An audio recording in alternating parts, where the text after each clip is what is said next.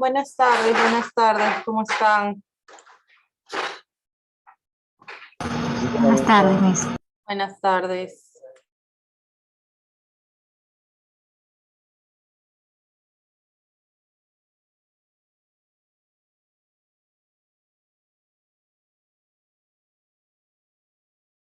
Licenciada, buenas tardes. Buenas tardes, chicos, ¿cómo están? Vamos a esperar unos minutos a que ingresen un poquito más de compañeros. Disculpen la demora, tuve inconvenientes, me quedé varada con mi moto, pero bueno, ya estoy aquí, gracias a Dios.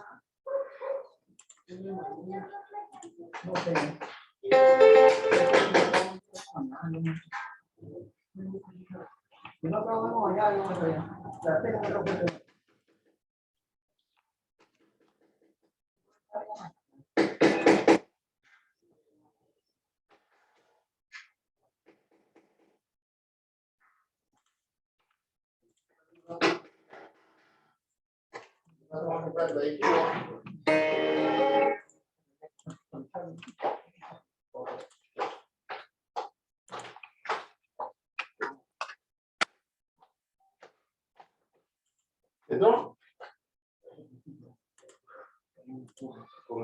A ver, yo, Johan.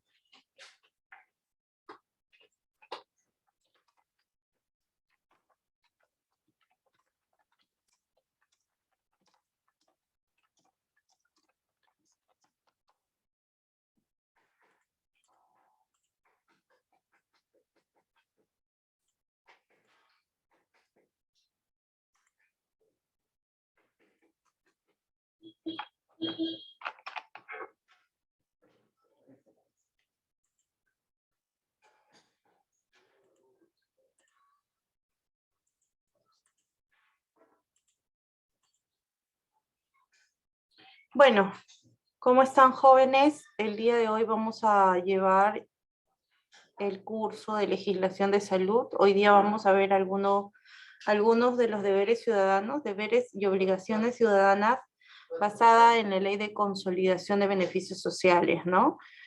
¿Qué es lo que nos corresponde? ¿Qué derechos son los que nos corresponden? Para esto vamos a ver unos videitos para que ustedes puedan analizar, contextualizar y luego podamos conversar acerca de ellos, ¿ok? Se los voy a proyectar para que puedan visualizarlos.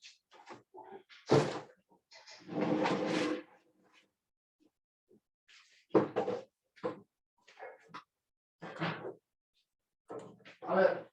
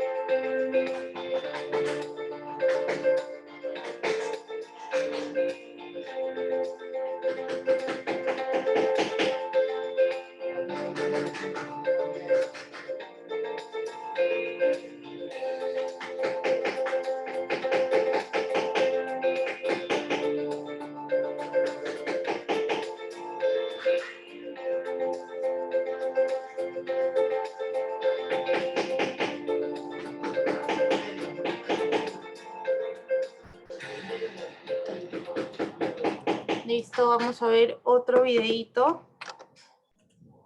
Atentos, por favor.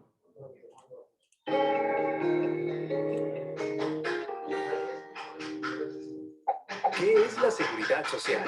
Empezaremos por contarte que cada país tiene programas para aportar a la gestión de los riesgos, proteger el bienestar de las personas y la competitividad de las empresas.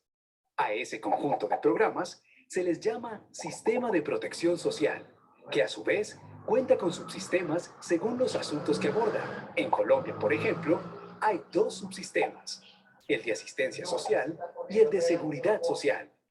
El subsistema de asistencia social busca reducir la pobreza otorgando subsidios y auxilios a las personas que no generan ingresos y por su condición socioeconómica no pueden aportar al sistema. Y el de seguridad social, que integra los programas y servicios de salud, pensión y riesgos laborales para los trabajadores y sus familias. Veamos cómo funciona. Cuando hablamos de salud en el subsistema de seguridad social, hablamos del pago que hacen los empleados y empleadores a las entidades promotoras de salud, EPS, encargadas de coordinar las instituciones que prestarán los servicios de salud en caso de enfermedad común. Cuando hablamos de pensión, nos referimos al pago mensual que reciben las personas al momento de su retiro laboral, tras cumplir las condiciones de ahorro, edad y tiempo laborado. El empleado y el empleador aportan a una administradora de fondos de pensiones, AFP, un porcentaje según el salario recibido. Y los riesgos laborales corresponden al pago que hace el empleador a una administradora de riesgos laborales, ARL, de acuerdo con el nivel de riesgo de su actividad empresarial, para educar y asegurar al trabajador en caso de accidente o enfermedad laboral.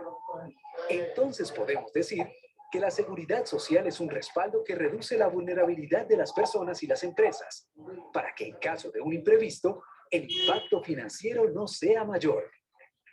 La protección social es un derecho público al que no se puede renunciar, y todos tenemos el deber de exigir su respeto y cumplimiento.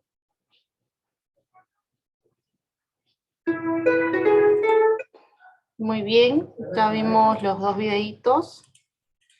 Así que vamos a levantar la mano los que vayan a participar para poder comentar. Ok.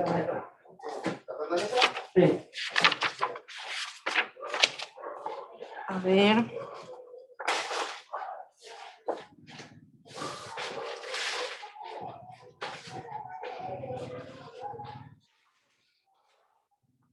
A ver, Aleira Cama, te escucho.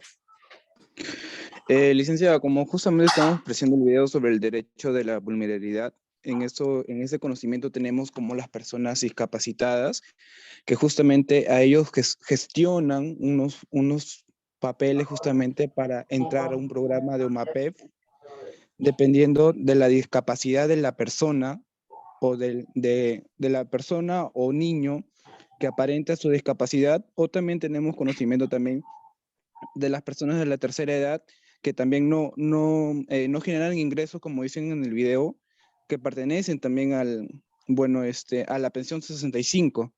Con esa ayuda del Estado, ellos pueden generar un poco de ingreso o invertir como un negocio para que ellos mismos puedan solventar sus gastos mediante esa ayuda que el Estado proviene. Muy bien, muchas gracias, Aleir. Seguimos con Mirta Sánchez. Doctora, buenas noches. Buenas. También, pues, este derecho a la seguridad social, ¿no?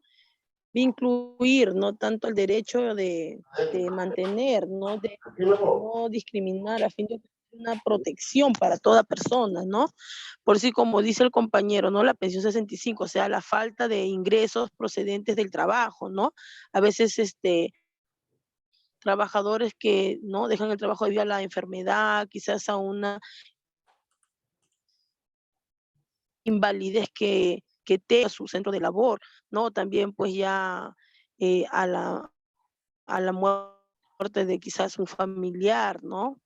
Entonces, quizás también el apoyo pues, familiar no es suficiente, no es insuficiente, ¿no? Ya para los hijos, ¿no? Las personas que pueda tener pues a cargo.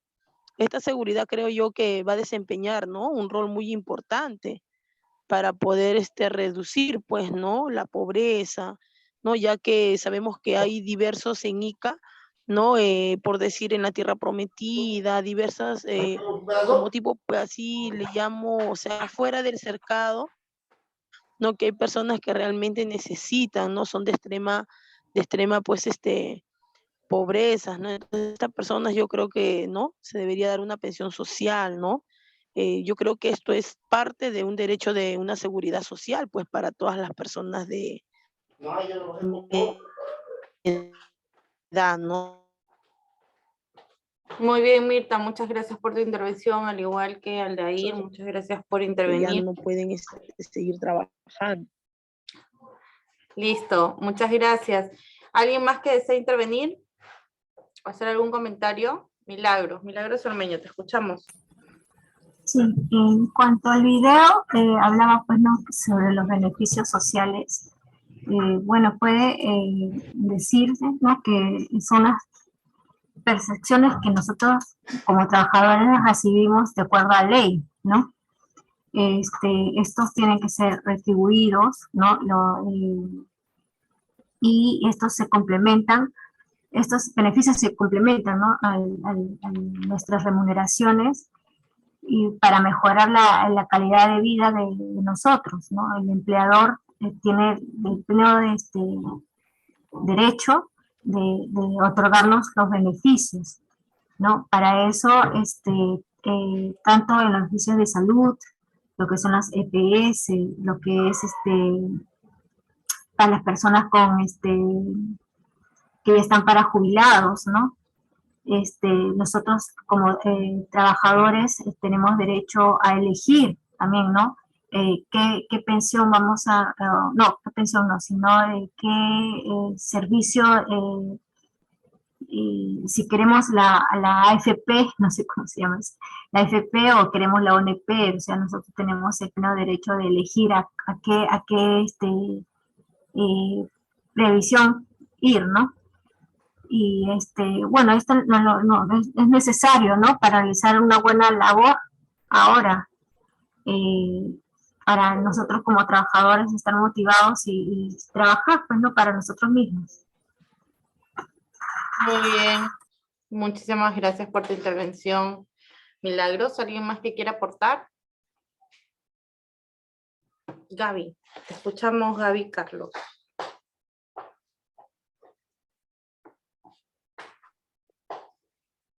Licenciada, buenas noches. Buenas noches, Gaby.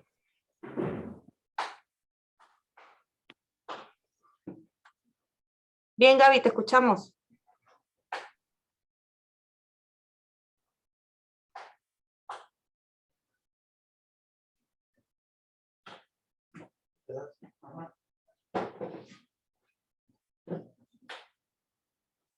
Gaby.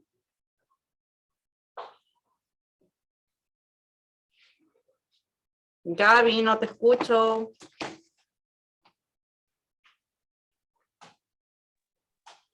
Jiménez. Gaby. Licenciada, Recién te escucho, hija. Gaby, sí. Sí, Gaby. Sí, se me va el internet. Licenciada, estos programas de seguro son muy, bueno, al menos para las personas que trabajan, es muy importante, ¿no? Ya que, bueno, pues al menos si uno tiene una enfermedad, pues acudes tú a un centro de seguro, ¿no? Por ejemplo, un hospital o al seguro social. Pero desgraciadamente tiene su contra también, porque por ejemplo, una persona con cáncer necesita pues ir de repente al INEM, ¿no? Que es el Instituto de Neoplástica en Lima. Los que son asegurados por el Seguro Social no les permiten, ¿no? Porque dicen, ustedes ya tienen su seguro, vayan al hospital, entonces, y uno pues quiere hacerse ver ahí porque tiene pues tiene unos, de repente, aparatos más modernos, personal más capacitado, ¿no? No les permite, porque ya si tú quieres hacerte ver ahí, tiene que ser ya como una persona particular, ¿no? Entonces se gasta demasiado dinero. En cambio, en los que tienen seguro integral, o sea, por el Estado que les dan, ellos sí, ¿no? Ellos sí le dan gratis. O sea, tiene al menos esto un poquito de pro y contra, ¿no? Ujú. Así es, toda la razón. ¿Hay más que desea aportar? Mis, también sobre los seguros, yo creo que debería de activarse desde el primer día en el que uno labora, ¿no? Porque siempre te dicen, no, al tercer mes recién se va a activar el seguro, tienes que pasar, ¿no? Y si no pasa de esa fecha, y se quedan en la nada, ¿no? Y si tú empiezas a trabajar de repente en un fondo, y por tiempo, si te vas a otro, entonces de nuevo, tienes que pasar los 3 meses para que se pueda activar, ¿no? Es un tema de verdad que es muy complicado porque muchos se quedan sin seguro y sin SIS, porque una vez que bueno, uno tiene el seguro, ya el SIS desaparece, ya no puedes. Ahora recién se ha activado por esto del COVID, se ha activado para todas las personas, para todos han tenido el SIS, pero ahora que antes, pues no, simplemente no tenías el seguro y querías ir a la posta o al hospital, no, si tú ya has tenido seguro, no puedes, tienes que pagar, ¿no? Entonces, esas cosas yo creo que deberían de activarse para no quedar uno en la nada, ¿no? No, porque hay muchas personas pues que no cuentan con el dinero. Así ¿no? es. Ajá. Sí. Es verdad. Muy bien. Muchísimas gracias, Elizabeth. Creo que faltas tú, ¿no, hija? Sí, licenciada, buenas noches. Buenas Como noches. decía mi compañera, es bien cierto, porque a veces en el tema de los seguros, antes de la pandemia era así, tenía que la persona laborar 3 meses y después de ahí recién como que acudir, ¿no? Para que sea atendido. Y hay algunas personas que, como ella decía, perdía ya el SIS para entrar en el de salud y aún así no podía hacer. Hubo un caso en una compañera que yo también cuando me fui a trabajar en la pandemia en el fondo, ¿no? Ella tenía trabajando, pero había en otro fondo, ¿no? Y había vuelto a entrar a otro fondo y en ese fondo tenía que esperar los 3 meses para hacerse ver, porque sí estaba mal y necesitaba con urgencia hacerse ver, pero no pudo. Tuvo que le dijeron que no, para que se active tu seguro tienes que esperar recién los 3 meses, debido a que no puedes ingresar así nomás. Está bien, estás trabajando, sí, pero tienes que esperar los 3 meses, ¿no? Y en cuanto a las ayudas que dicen, como mencionaba mi compañero, ¿no? Del PES 65, de las personas que tienen alguna discapacidad, la IMAP, creo que era, no me recuerdo el nombre ahorita, se me fue del mente, son de gran ayuda porque pues en cierta manera en esta época de pandemia muchos han quedado pues ya de 65 años para arriba ya no los reciben algunos trabajos, ¿no? Han quedado fuera y esas ayudas de pensión 65 de una u otra manera ha ayudado a que su familia se solvente, que su familia pueda al menos tener algo en la casa, ¿no? Un ingreso que al menos les llegaba mes en mes. Eso es todo lo que quería contar, licenciada. Muy bien, muchísimas gracias. ¿Alguien más que desee realizar alguna intervención? Qué pesa, Camila. Camila Segarra, dime, escucho, ¿no? Esto de la infección 65, Ujú. de verdad que es un tema ingresar ahí, Miss. ¿Por qué? Porque A ver, cuéntame. soy de Palpa, Ya. pero en Río Grande, exactamente en Río Grande, Ujú. ¿no? Entonces, recuerdo que empezó eso de la pensión 65 y tengo familiares en la cual querían acceder a la pensión porque ya eran personas de edad, no trabajaban, ¿no? Entonces tenían que hacer un montón de papeles, fotos, un montón de cosas para que puedan acceder y al Ya. final los rechazaban. Y entonces, yo no sé si es tema, porque eso lo maneja la municipalidad al principio, ¿no? Entonces, no sé si ellos, porque personas que realmente tenían dinero, acudían y los que realmente necesitaban, no podían acceder. Entonces, eso sí fue una incomodidad mía ya desde que empezó eso, porque creo que también existe eso de las famosas varas, ¿no? Que si tienes vara, te van a poner ahí en la lista y los que no, pues se tienen que esperar. Y eso de verdad que es una realidad bien, bien triste y mala, porque hay gente que realmente necesita y no puede acceder a la pensión, no solamente a la pensión, sino a otros seguros y eso, ¿no? Así es. Muy bien. Muy buena información. ¿Alguien más que desee intervenir? Licenciada, para culminar justamente, como estaban comentando mis compañeras, en el caso del CIS y de salud, yo tengo un ejemplo, bueno, el caso de mi mamá. Cuando el mes pasado le dio el infarto al corazón, justamente a ella la querían derivar a Lima para hacer un procedimiento de una cateterización al corazón. Eh, Evaluando el diagnóstico de mi mamá cuando salió de trauma shock, el primer diagnóstico fue favorable y pasando los días fue mejorando, actualizando las referencias, pero el caso es que justamente cuando deriven a un paciente a Lima, sea necesario, por ejemplo, puede ser por el cateterización del infarto o bueno, por un ACV hemorrágico cuando se le forma un coágulo en la cabeza y necesita hacer esa operación porque prácticamente acá en la región Ica no hay especialistas para realizar ese procedimiento, pero en Lima sí contamos con todos los especialistas, pero el detalle es que justamente cuando los derivan, no acceden a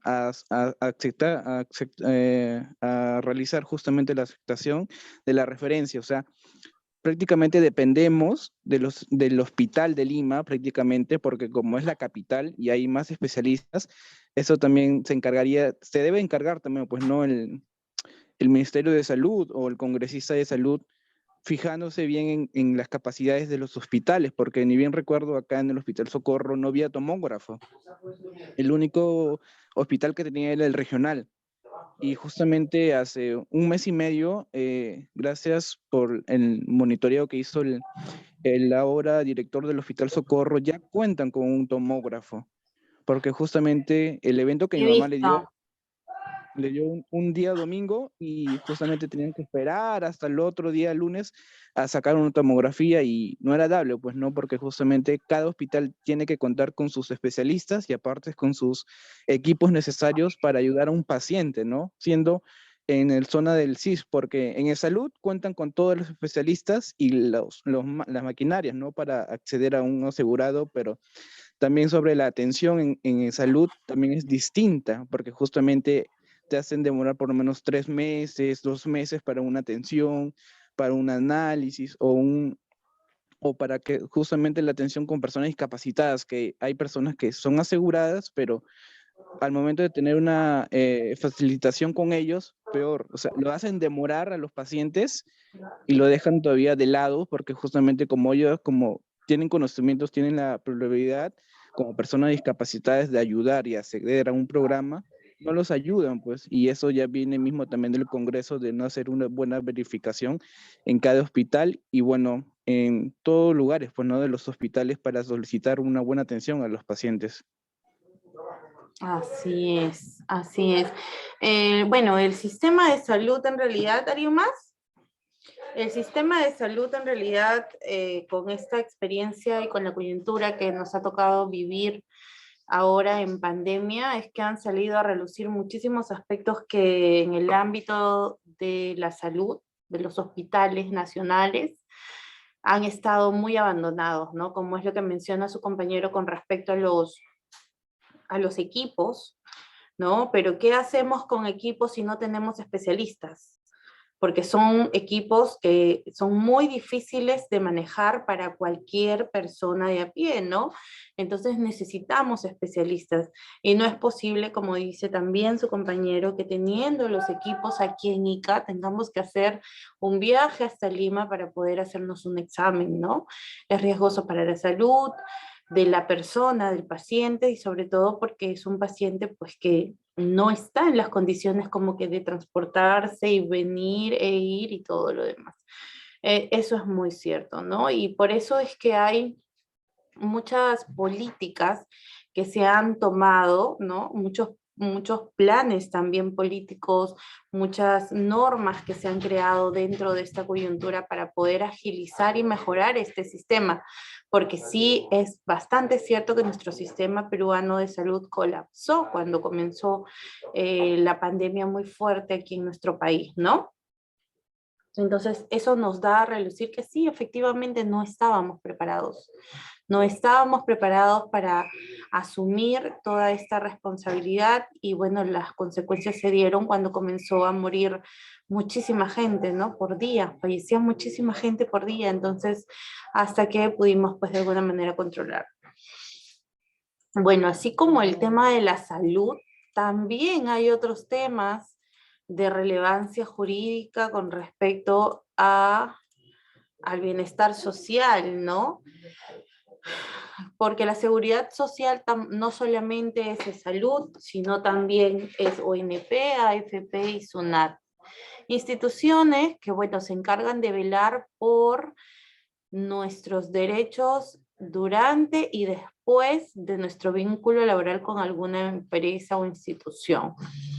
Por ejemplo, en salud tenemos una cartera de servicios para asegurados muy amplia, que en teoría pues es magnífica, ¿no? Pero en la práctica hay bastantes deficiencias. Por ahí su compañera decía, no es posible que tengamos que trabajar hasta los 3 meses para poder atendernos. Y es verdad, según la norma tenemos que tener 3 meses de aportaciones para poder atendernos en el sistema de salud, ya que solamente existe, pero existe la excepción de que si a mí me ocurre algún accidente laboral o enfermedad laboral, desde el primer día en que yo estoy trabajando puedo irme a atender por emergencia, ¿no? Sí existe esa salvedad. Eso está normado y regulado. El sector salud tiene 2 partes, el sector público y el no público. En el público es donde vamos a encontrar ahí al Ministerio de Salud, salud y todas las instituciones pues de sanidad de las Fuerzas Armadas, ¿no? Y en el sector privado vamos a encontrar lo que son las clínicas y todo el conglomerado de EPS que existen a nivel nacional. Salud es un seguro regular, también tiene seguro agrario, potestativo, independiente, etcétera. Es un seguro que ofrece prestaciones de salud y subsidios establecidos en la Ley 26790, que es la Ley de Modernización de Seguridad Social en Salud, en el que se indica que todo empleador está en la obligación de asegurar a sus trabajadores, ¿no? Todo empleador tiene necesidad, obligación, mejor dicho, de asegurar a sus trabajadores. Pero hay algunos regímenes, como por ejemplo la microempresa, en donde no están obligados, ¿no? Por ejemplo, en la microempresa, los empleadores, solamente dice la norma que, mejor dicho, los trabajadores deben de tener SIS. Y como bien lo dijo su compañera, todos tenemos SIS. Que nosotros o algunos no los hayamos activado es independientemente un tema potestativo, ¿no? Pero para todos existe el SIS a partir del año 2017. Incluido para los ciudadanos extranjeros, ¿ok? Pero si nosotros accedemos al seguro de salud, ¿no? Si ya tenemos un seguro de salud por salud, es ahí donde ya nos quedamos sin SIS. Y si luego nos quedamos sin el seguro de salud es muy complicado, no puedes volver al SIS. Es todo un tema complicado ese hecho, ¿no? Aquí está justamente lo que hablábamos después de la tercera aportación, pero en caso de accidente sí es a partir del primer día laboral. ¿Qué beneficios cubre el seguro? Bueno, atenciones ambulatorias, atenciones hospitalarias, farmacología, prestaciones económicas, etc.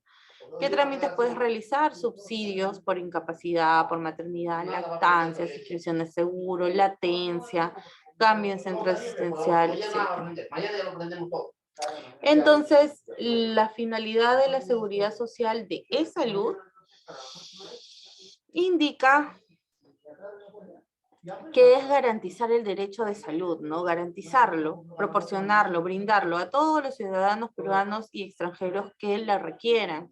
Brindarles atención médica, protección de medios de subsistencia, otorgamiento de una pensión garantizada, entre otros. ¿Ok? También podemos asegurar a quién, a los derechohabientes, al cónyuge, al concubino, a los hijos menores de edad, a los hijos mayores de edad con incapacidad y además también incluye a la madre gestante, ¿no? Bueno, esto con respecto a salud. Luego tenemos lo que son AFP y ONP, que son instituciones de ahorro previsional, ¿no? ¿Qué significa esto? Pues estas instituciones sirven para que cuando tú termines, ¿no? O te jubiles, puedas tener una mensualidad, una pensión, como le llaman, ¿no? Después de haber trabajado. ¿Cuáles son las diferencias? Bueno, vamos a verlas más adelante. En el Perú, cada año hay más población mayor de 65 años, ¿no? En el 2010 era el 5.87% de la población peruana, en el 2020 el 7.47%.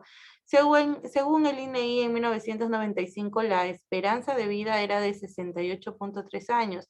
Hoy ya tenemos hasta los 75 años como esperanza de vida al nacer. Y aquí está el cuadrito que les mencionaba con respecto a las diferencias entre la ONP y la AFP.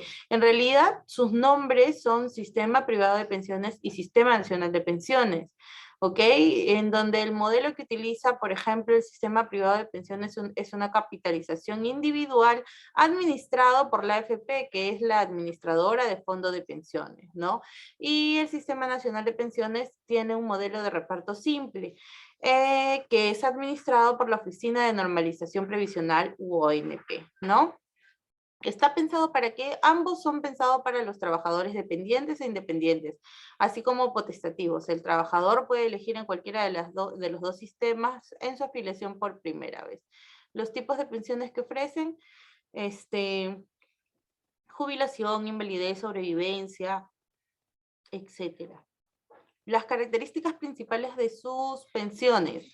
Bueno, la AFP, por ejemplo, tiene como característica principal que otorgan lo que el trabajador hubiera acumulado en su cuenta. Como es una de capitalización individual, entonces es con respecto a los ingresos del trabajador. A diferencia de la ONP, que funciona, que su función es en contextualización del promedio mensual de los ingresos, ¿no? Y tiene un tope máximo de pensión, que a la fecha, si mal no recuerdo, es de 856 soles. Lo máximo que tú puedes ganar como pensión en la ONP, ¿no?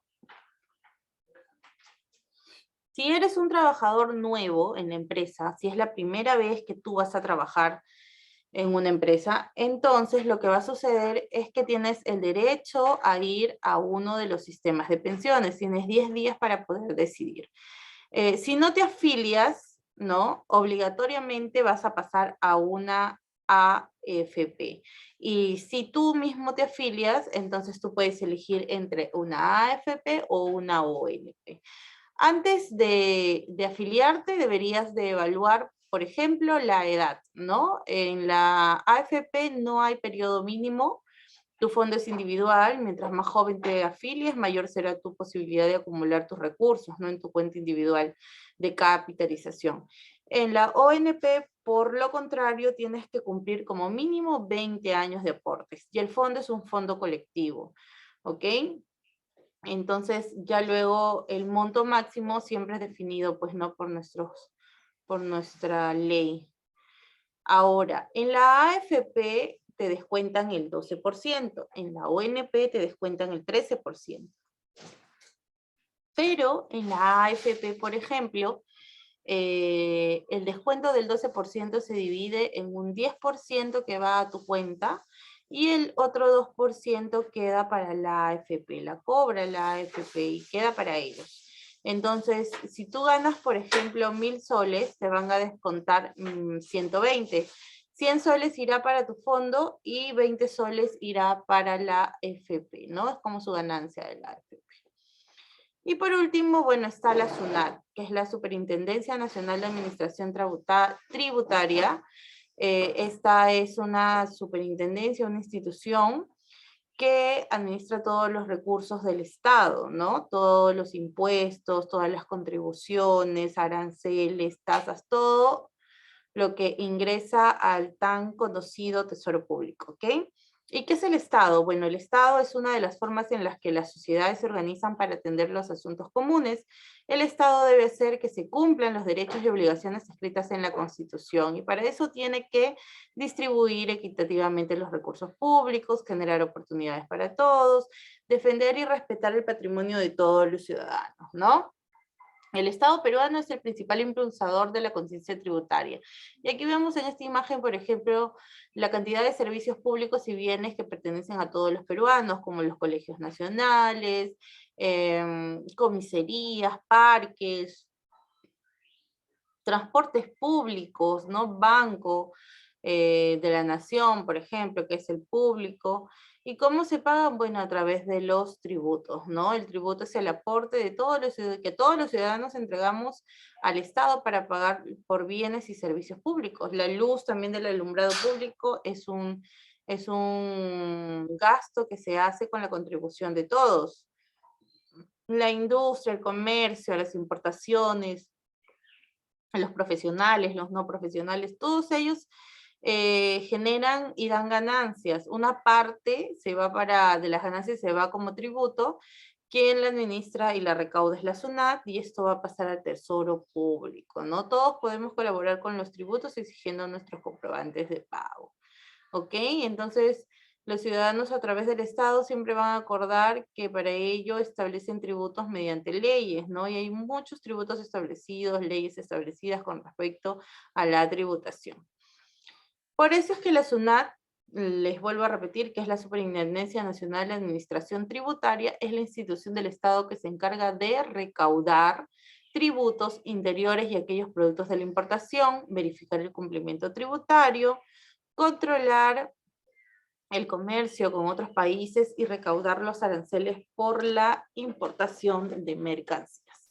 Y además también se encarga pues de informar a todos los contribuyentes y facilitar el comercio exterior. ¿Quiénes pagan los tributos? Bueno, todos pagamos impuestos y cada uno contribuye de acuerdo a su posibilidad, ¿no? El que más tiene, más paga, el que menos tiene, menos paga. Pero, por ejemplo, si nosotros compramos una gaseosa y pedimos nuestro comprobante de pago, ya estamos contribuyendo con nuestro país. Algunas actitudes que van a favorecer una mejor vida en sociedad, pues son, ¿no?, la participación, la tolerancia, la responsabilidad y la transparencia. Ok, chicos, entonces me gustaría saber si hay alguna duda, pregunta, comentario hasta aquí. No sin antes decirles que la próxima semana estaré entregando todo lo que son los temas para las exposiciones del fin de la unidad. Ya hemos pasado la mitad de la unidad, así que tenemos que estar bastante atentos para poder cumplir, ¿no?, satisfactoriamente con cada una de nuestras tareas. ¿Ok? Tareas, actividades académicas en general. ¿Alguna pregunta? Licenciada, disculpe, sobre el porcentaje que usted comentó de la ONP y AFP, justamente en la AFP escuché que era el 12%, pero en la ONP ¿era el mismo porcentaje o era un poquito más elevado? 13%. AFP es 12% y ONP es 13%. Porque justamente cuando yo trabajaba trabajaba en la fábrica el año pasado, a todos los nuevos ingresantes a un trabajo siempre lo ponen en la ONP.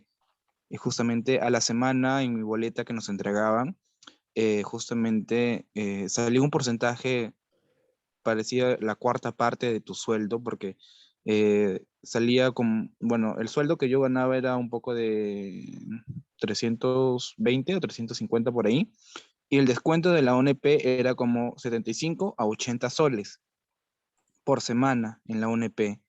Pero justamente como vi ese porcentaje que descontaban en esa cantidad, yo me acerqué a la Oficina de Recursos Humanos y planteé pasarme de la ONP a una AFP.